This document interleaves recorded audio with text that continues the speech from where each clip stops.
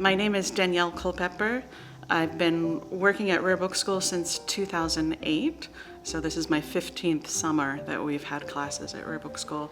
And my duties have grown with the school over the years, but my job is Director of Budget and Finance, which oversees a lot of the back office at Rare Book School. My affiliation with Rare Book School started actually the year before I joined the staff. And in 2007, I actually had a few different experiences in which I interacted with the school. I took my first Rare Book School course, An Introduction to the History of Bookbinding with Jan Storm van Leuven. And it was an amazing course. I had a background in archival research for my history degree, but I didn't know much about books. And this was just a fabulous introduction. I also learned from other students in the class who sort of took me under their wing and talked about the roster of courses, and whom I've seen over the years come back to Rare Book School again and again, and even join the faculty. The same year, however, the Rare Books and Manuscripts section of the ALA had its pre-conference in Baltimore, where I was working at Johns Hopkins. And our library at Johns Hopkins was hosting a remote exhibition that Barbara Heritage and John Buchtel were working on, based on Rare Book School's Jane Eyre collections. So I got to know Barbara pretty well when she was in Baltimore for those events. And so having made those connections and really had a fabulous experience at Rare Book School and wanting to get my foot in the door in rare books, a year later, Barbara reached out to me and said there was an opening at Rare Book School for an administrative position. And I assumed I'd probably be here for a year or two as a stepping stone to a career in special collections. And, here it is 14 years later in my 15th summer at the school, and I'm still here.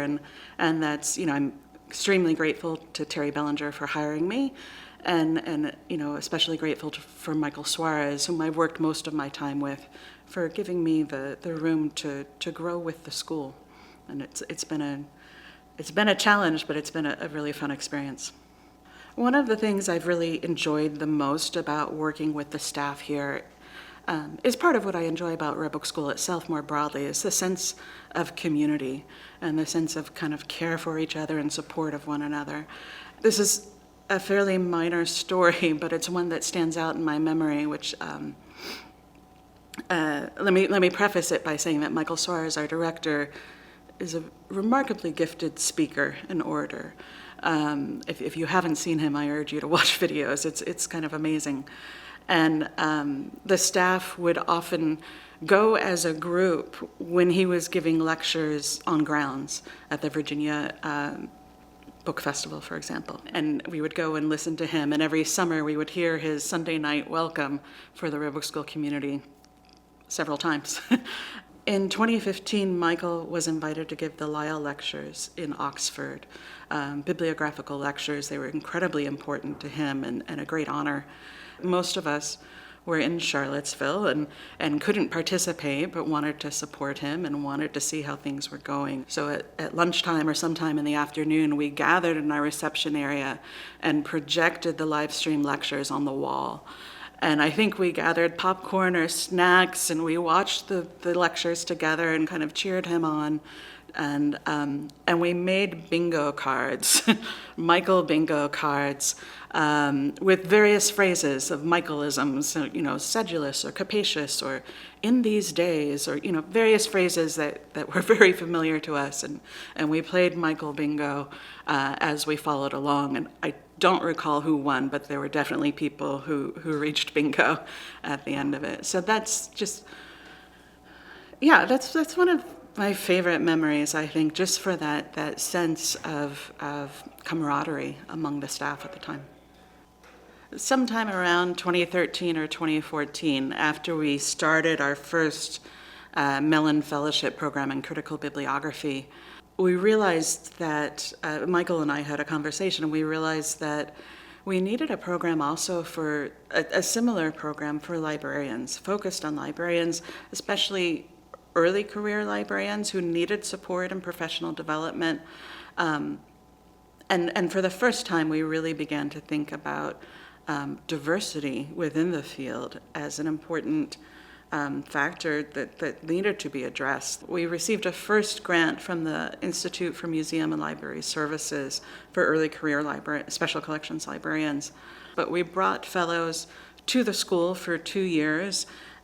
We put them in touch with each other at a kind of reception at the Rare Books and Manuscripts section conference, so they attended the conference as well. We brought a lot of people to the school, and I think also to the Rare Books conference who may not have been there otherwise. And so I was really proud of that fellowship, and the school began to make a number of really key connections with fellows who remain involved in the school and remain advisors to other programs at the school now.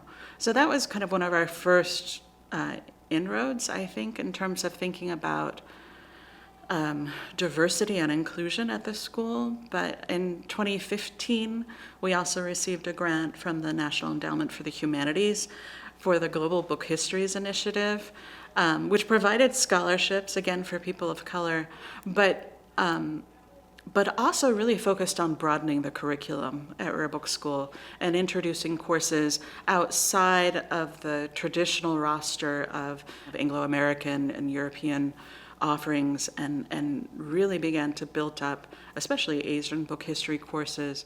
Those are programs I'm really proud of, and they've sort of culminated in some ways with our current Mellon Fellowship for Diversity, Inclusion, and Cultural Heritage, which is a multi-pronged, multi-component fellowship program for archivists and special collections, primarily people of color, but also from LGBTQ communities or people with disabilities working in the field, and